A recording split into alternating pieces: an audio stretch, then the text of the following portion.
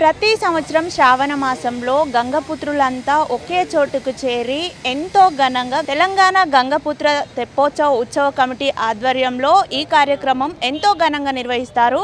ఈసారి కూడా రేపు ఆదివారం ఈ తెప్పోత్సవ కార్యక్రమం ఎంతో ఘనంగా నిర్వహించబోతున్నారు. ఇందుకోసం హుస్సేన్ సాగర్ దగ్గర చకచక ఏర్పాట్లు అయితే జరుగుతున్నాయి. ఆధ్యాత్మిక సాంస్కృతిక కార్యక్రమాల మధ్య అమ్మవారిని పూజించుకుంటూ బోనాలని ఊరేగింపుగా తీసుకువచ్చి కూడా ఈ తెప్పోత్సవ కార్యక్రమాన్ని నిర్వహిస్తారు. ప్రస్తుతం మనతో పాటు తెలంగాణ గంగపుత్ర తెప్పోత్సవ ఉత్సవ కమిటీ చైర్మన్ మహేందర్ గారు ఉన్నారు. వారి చేత మాట్లాడి మరింత సమాచారం తెలుసుకునే ప్రయత్నం చేద్దాం. సార్ చెప్పండి, ఎలా జరుగుతుంది ఈ ఉత్సవము?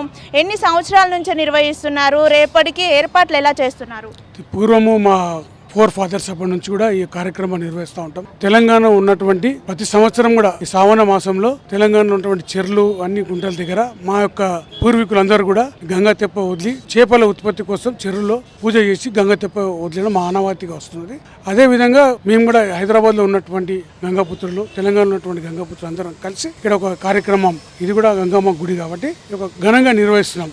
గత 10 సంవత్సరాల నుంచి గతంలో గండిపేటలో వదిలేవారం, ఇప్పుడు ఇక్కడ నడిబొడ్డు తీసుకొచ్చి వదులుతా ఉన్నాం. 10 సంవత్సరాల నుంచి ఇక్కడ వదిలేయడం జరుగుతూ ఉంది.